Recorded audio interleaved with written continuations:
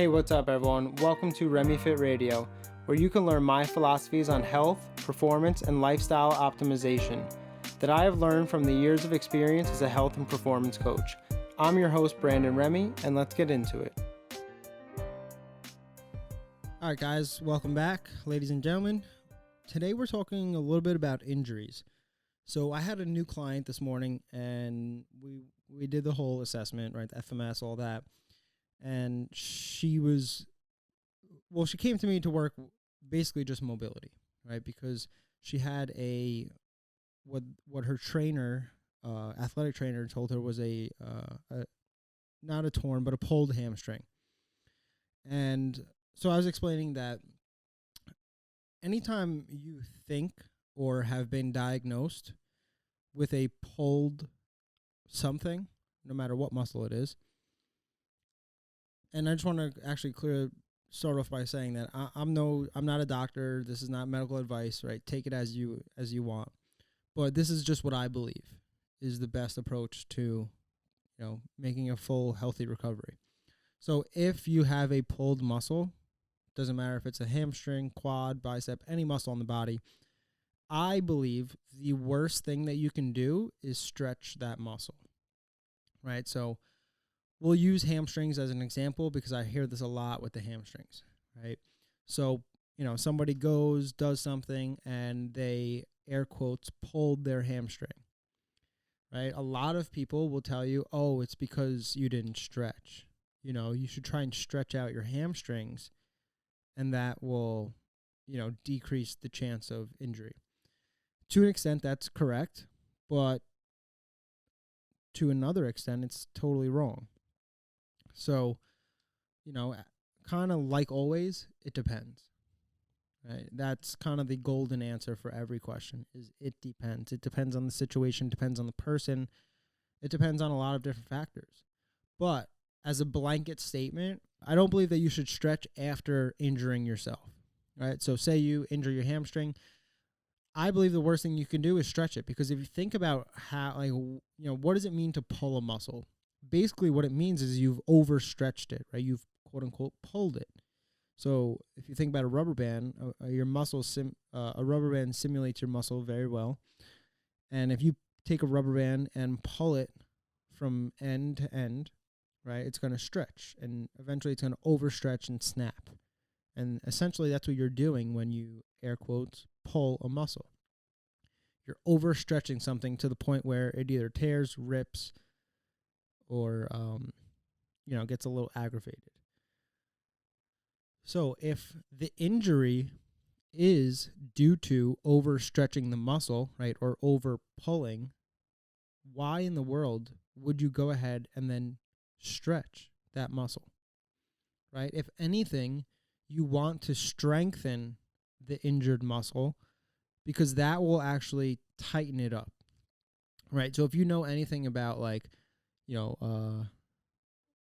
the molecular side of A&P, right? You have muscle fibers that kind of overlap each other, right? And they slide and glide, and so the unit of measurement, I might actually get this wrong, but I believe it's called a sarcomere, right? So they only move a sarcomere distance, right? So basically think of it like a sarcomere is a millimeter, right? Or an inch. Your muscle fibers only contract and relax 1 sarcomere, or 1 inch. Not an actual inch, but we'll use that as a better example, right? So if they can only move 1 inch left or right, ideally you want them right in the middle. You want them to overlap in the middle so they can get a full contraction all the way down and a full relaxation, so a full stretch, right? But if you think of, like, say, a yoga teacher or a yoga person, whatever you want to call them, they're so already stretched out that when they try and recruit their muscles, right, they're basically touching from end to end. They're not overlapping the muscle fibers. So when the muscle fibers are so stretched, they can't fully contract, because remember, you can only contract 1 sarcomere, or 1 inch. So if I'm already even, I'm not split 50-50. I'm not split a half an inch and a half inch. I'm I'm a full inch out, a full inch stretched. So now when I go to contract my muscles, you're about a half inch short because you're gonna contract, but you're never gonna get to that full contraction because of the starting point. You're starting too overly stretched, right? Now, on the other hand, we have, say, a power lifter who's so tight and strong. Their muscle fibers are super overlapped, like they're maxed out overlapped, you know? So now when you go to stretch a power lifter, they can't stretch because of their muscles are literally just too tight, are too bound up and wound together, right, at a molecular level. So if you already previously injured, once again, we'll use the hamstring as an example. If you previously hurt your hamstring, I believe the worst thing that you can do is go ahead and stretch that, right? I think we need to obviously strengthen that muscle because that will help contract the muscle and like bring everything in together, not let it be loosey-goosey and flowy. Not that that's a bad thing, but in this particular situation, it is, right? We do want to kind of be loose and flowy, but we also need some strength behind that. So, you're probably thinking like, well, what the fuck? Like, I've been told to stretch my whole life after injuries. Like, so what do I do? Well, I already gave you one, right? One thing to do is to strengthen the injured area. And don't don't push through pain. Move in pain-free ranges of motion. If you load something and it hurts, then, take some load off, take some weight off, do body weight squats.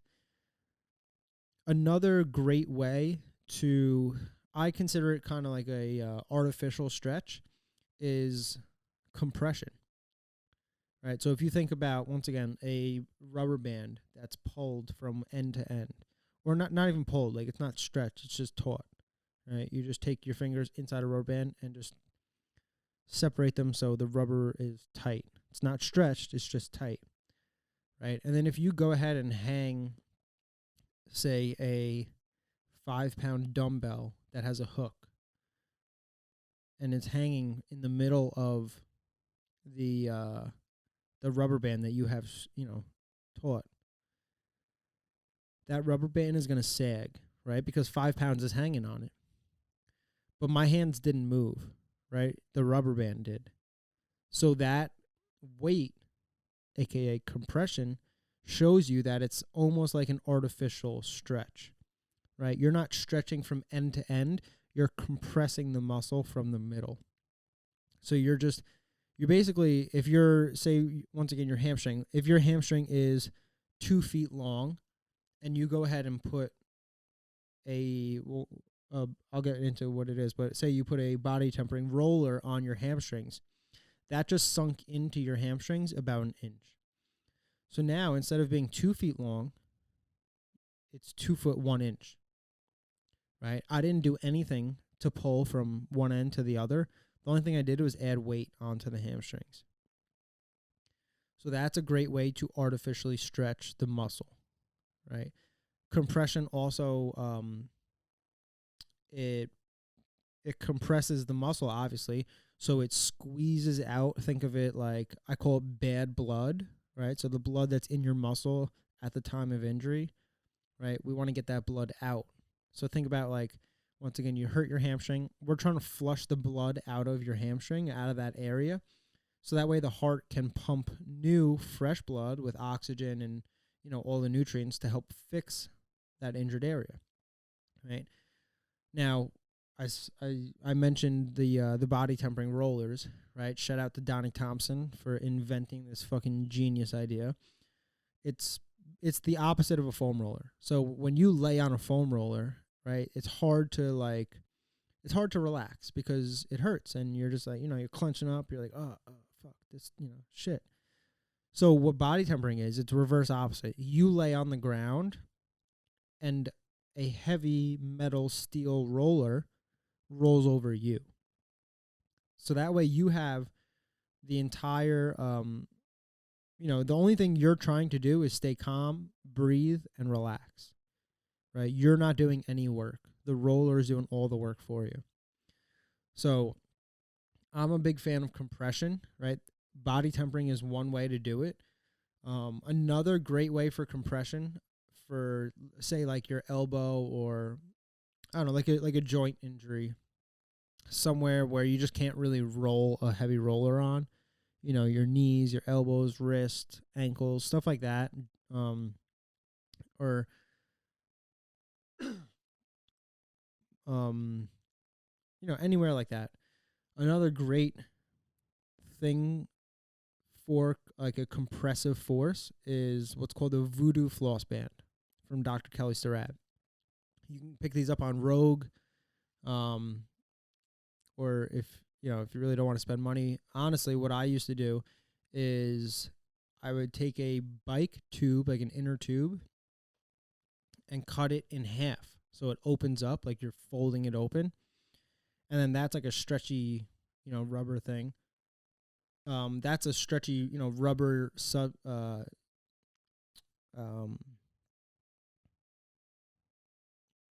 don't even know what to call it. Material. It's a stretchy rubber material that you can use instead of the actual floss bands. They're like probably $30, $40 on Rogue. They're very worth it. So basically, what you do, it's like a rubber ace bandage. I guess an ace bandage you could use also. But this is like a rubber ace bandage because it grips the skin and it's a little bit better. So what you do is, say you hurt your knee, right? Or you just have a knee that's bothering you. What you're going to do is wrap up your knee or right above the knee. Anywhere, so picture you're trying to cut the blood off from your heart to whatever is bothering you. So if it's your knee, you're going to wrap above your knee because your heart is above your knee. So that way you want to cut the blood off before the injured area. So you're going to wrap it up tight. You might do like 10 air squats, and you'll feel like the bottom of your leg, like right underneath that, the floss band is going to get a little like tingly, almost like it's going to sleep, right? At that point, you can undo the band, right? The floss band, and then fresh, like I said, like that's kind of pushing out the bad blood, and fresh blood is going to rush right in. So that's the whole objective, is really blood flow. It's to get blood flowing to those injured areas to then speed up the healing process. So those are like two alternatives. If you don't have either one of those, like you could also use a foam roller is a good option, but I just think that the body tempering is way better. You can also use a lacrosse ball, a baseball, a softball, something that's gonna, like a soft tissue massage, something that's gonna get deep into those areas. I think that's a way better option than stretching. So next time, someone tells you to stretch, it might be necessary, but it also might not. So just have that in the back of your head. Try out those other things before stretching, and then if that doesn't make any change, go ahead and try like a gentle stretch. Once again, don't push the pain. Just move in pain-free ranges of motion. And that's it for some injuries today. So just like I said, pain-free range of motion, compress and contract. Don't try not to stretch an already pre-existing injured area. Peace. And that does it for another episode of RemyFIT Radio. Thank you for tuning in. I hope you enjoyed listening, and if you think I can add any value to someone else, please like, share, and subscribe. If you would like to learn more, or you are interested in my online lifestyle optimization course, head over to my website, www.remyfithp.com, and follow me on Instagram at @BRemyFIT.